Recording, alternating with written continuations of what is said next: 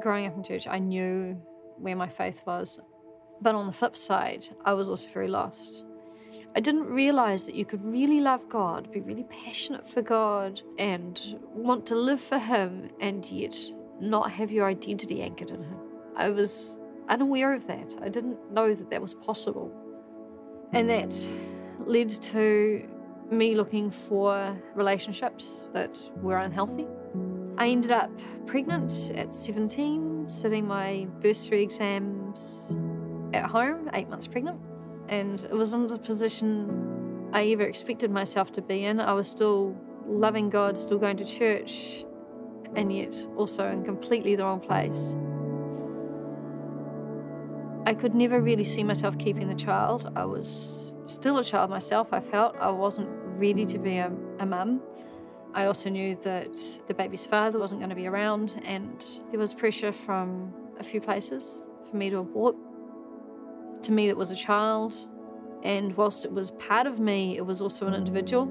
And my viewpoint was what was a few months out of my life for a lifetime of opportunity for that child. And so, yeah, I very quickly eliminated that decision, and that left adoption. Giving away was probably one of the hardest things I've ever done in my life. Didn't realise I had to grieve for her. I had to learn it was okay to be upset. So that took me about 5 years before I was in the right place to do that.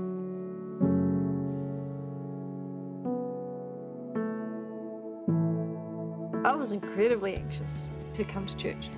But when Pastor Bev walked up to me, I can still picture it. We were in the auditorium and she just wrapped her arms around me, and it took a whole heap of stress off me.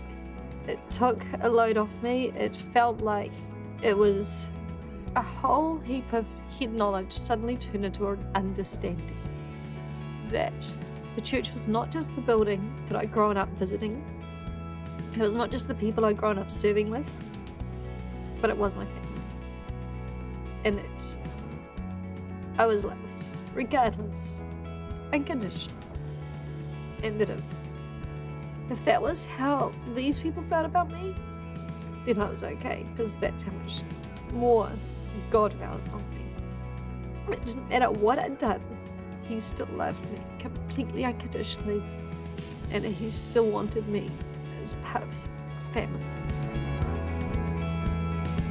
Now I'm married to an amazing guy called John. We've now got 2 little boys, and they're wonderful. They're the best boys ever. One of the things I wanted was an open adoption, so I was blessed to see her grow up. I still see her, still get to visit her, and the boys know her and get to spend some time with her. I am grateful to God for blessing me with a daughter, for giving me the ability to give the greatest gift, I think, apart from Christ, that anyone can give, and that is a child. And I've been able to speak into so many lives over the years. Teenagers face similar situations, or friends in similar situations. And I've been able to say, look, this is not the end of your life, and that God has a plan.